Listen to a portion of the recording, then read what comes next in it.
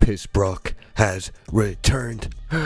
So I don't really know what to genuinely kind of think about the Brock Lesnar return, just because as someone who kind of knows the good business he brings to wrestling and kind of the effect he's had on the industry, it's kind of hard to reconcile with kind of what's come out about the dude and the whole Vince stuff. Very interesting situation, especially when he is being brought back. You know what I mean? So it's essentially like WWE is kind of saying, that type of stuff isn't something that would bar people, or at least bar someone like Lesnar or of his status, right?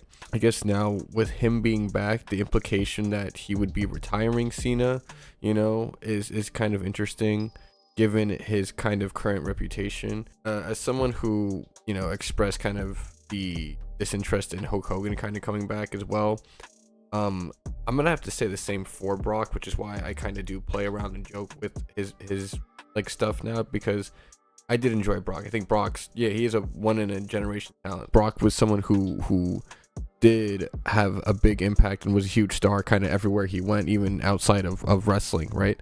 But I can't really excuse a lot of the stuff that kind of came out with what happened.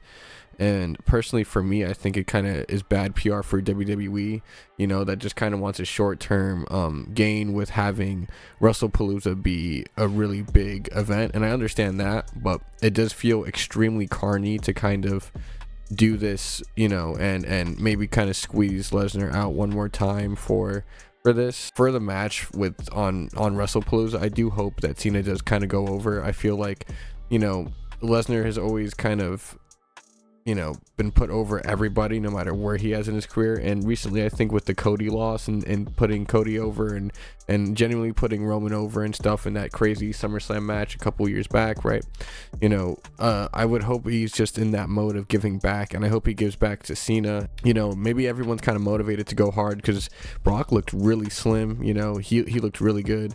So, despite what I kind of think of the situation, it is happening and it is huge. I don't know what's going to happen with the whole Ruthless Aggression pay-per-view, if there are like any real legitimate plans with that, just because, it seemed like that's where they had the initial plan to have, Brock and Cena. With the spontaneous Sami Zayn kind of US Open Challenge, I kind of do see more dynamic things happening in these last couple of dates that might mean a lot more matches, because they've realized what people really want to see is genuinely just Cena in one more legitimate run.